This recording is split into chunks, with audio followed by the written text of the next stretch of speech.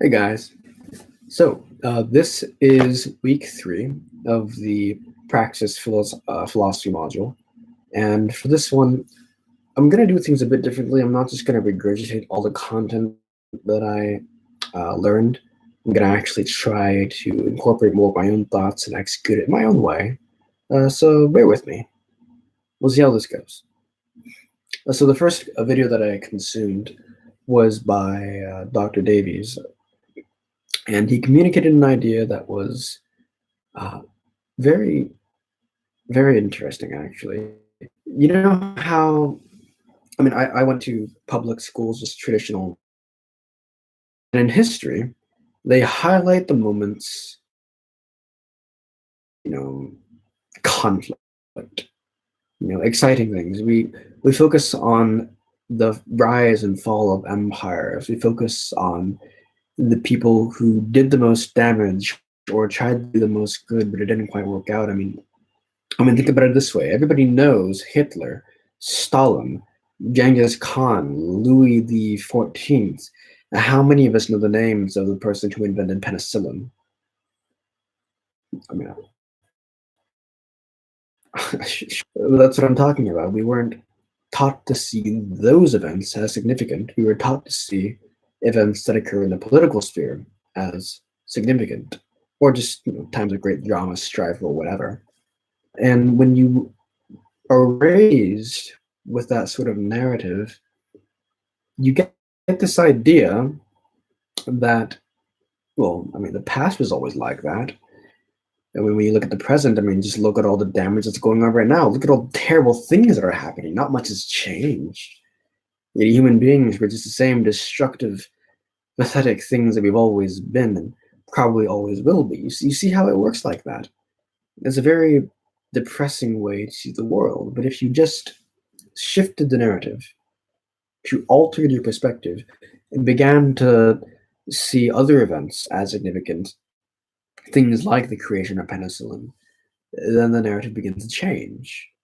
When you view history through landmarks of progression, innovation, solving genuine problems, and better standards of living and such, it creates a different picture. For instance, just to give a few examples, the creation of the shipping container, pretty dry topic, except when you consider the fact that before the shipping container, the transportation of goods was actually rather difficult and, very limiting. There are so many things that could go wrong. You weren't quite sure, and all that kind of stuff. When the shipping container was created, it was one of the first major steps towards globalization, because suddenly transport became vastly more easy and so much less expensive. I think the number was 1/34 the cost it used to be. It's a major change. It's the blending of cultures. It's that kind of thing. That's just one example. Another example would be the creation of artificial fertilizer and its many iterations. Half of the population would not be here right now if we couldn't feed them, but we can, and it is only because of this creation. How many people know the name of the person who made that? What about birth control? What about female birth control? Think about that. How many women can appreciate the fact that you have more control over whether or not you get pregnant during intercourse? You suddenly have more choice as to the direction of your life, because before the only option was you hope for the best or you just don't have sex. And we're human beings, for goodness sake. And these are the types of things, these changes, these achievements that played significant roles in the benefit of humankind, and yet we don't focus so much on them in the history books. And the names of those people who really influenced our lives are so often forgotten, and yet we remember people like Hitler. I'm not saying that it's bad to remember these things. I'm not saying that it's bad to study these things, but if you're going to study one, you might as well focus a lot on the other as well. because otherwise it is simply an imbalanced view. And some of the results when you follow that track, when you follow that new perspective, that new narrative, some of the results of it are you begin to notice that things like population. When you have a more dense population, when people are more interactive, when socially we change, we blend, we grow, things happen. Our culture starts to begin.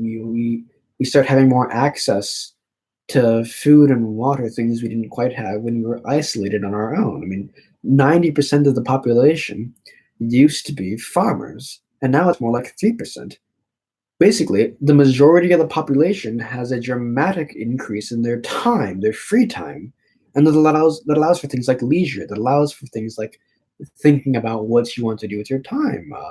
You might want to become an artist. You might want to become a thinker or a researcher, whatever. But you couldn't do that if you had to spend the majority of your time to simply survive. And another thing is, when you have these opportunities, when you have a culture of access rather than pure self-sufficiency and isolation, where you start to notice something. Back in the day, if you were born a peasant, you would die a peasant. Now, if you're born into poverty, you might not necessarily stay there. The odds are still kind of stacked nearly as much as back in medieval times.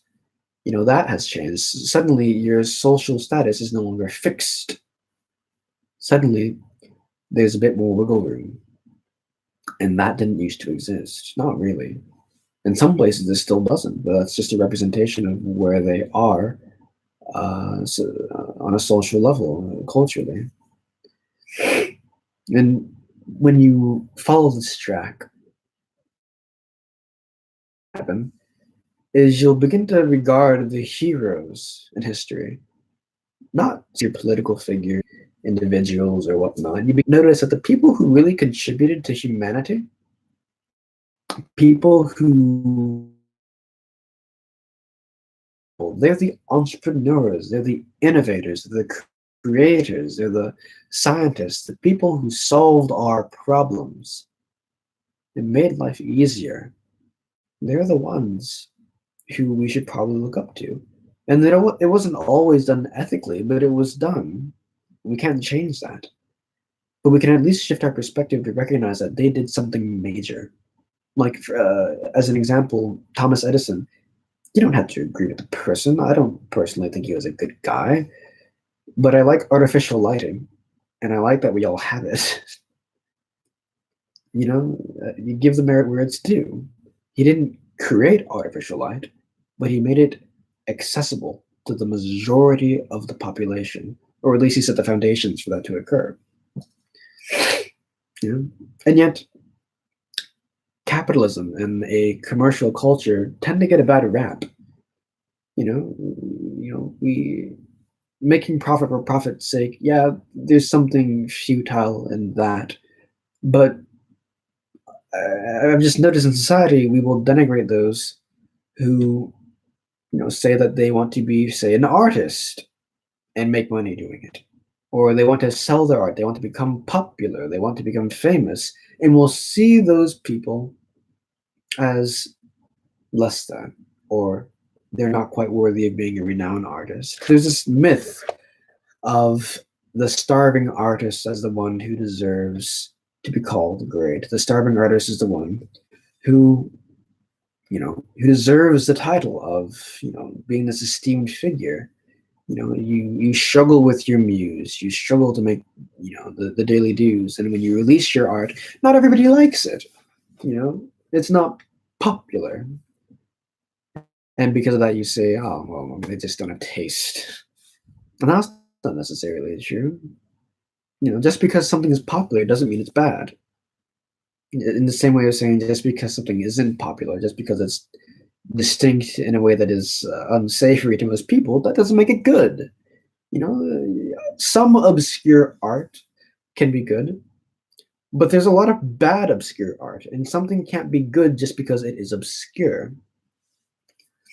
There's a value to commercializing art. It allows for feedback. It allows for you iterate on your work, and yet most people don't often believe that. Most people think that if you start making money with your art, suddenly you've sold out, or if you become a pop artist, or suddenly you've sold out. The reason that we have that is again because of the narrative. It's what many of us are taught. It's what many of us are told. It's like an echo chamber. You hear the same, no matter you don't believe anything else. But if you look back on history, you can clearly see that a commercial culture and having a broad market, marketing your creations to a broad market, to having actual feedback, it can be very good for art. It isn't necessarily the best situation, but the other option, or the other two options, either getting government funding or getting patronage from an individual, those weren't necessarily any better. Harp on how they missed the good old days when you could get a patron and they'll give you a bunch of money to do whatever you want, and you can make fantastic things and nobody can tell you otherwise. That's not true. It's just not true. Back in the day, people, yeah, there were merits, there were good things to having a patron, but there was also a cost. There's always a trade-off.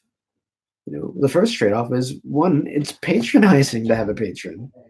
The second thing is that when you patron, if you start creating things that they don't like, they might stop funding you.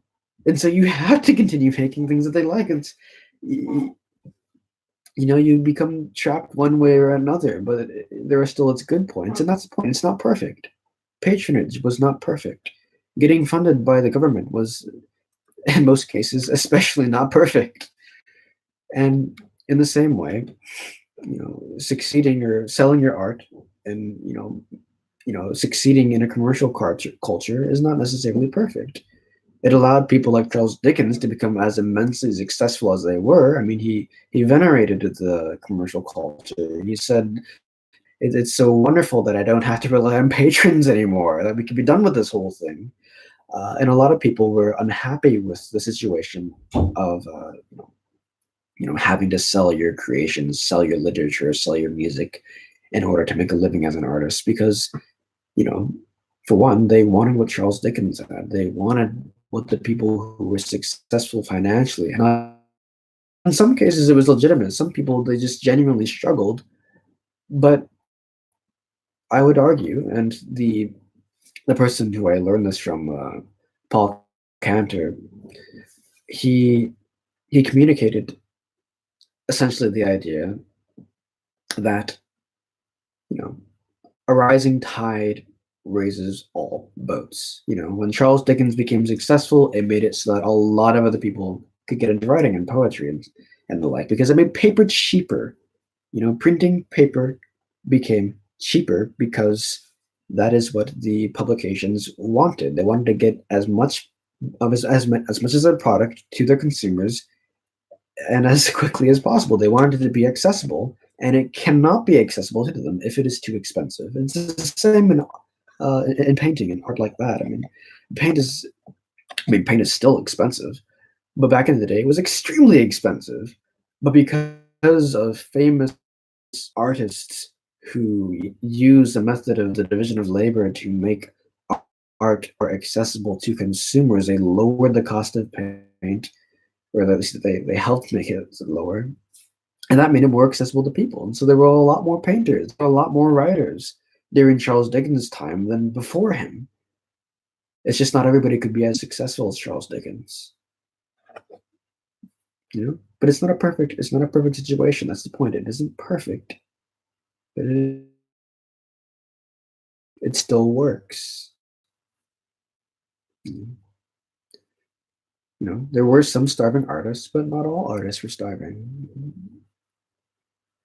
The commercialization of art, it's not the best method, but neither by your government or an institution.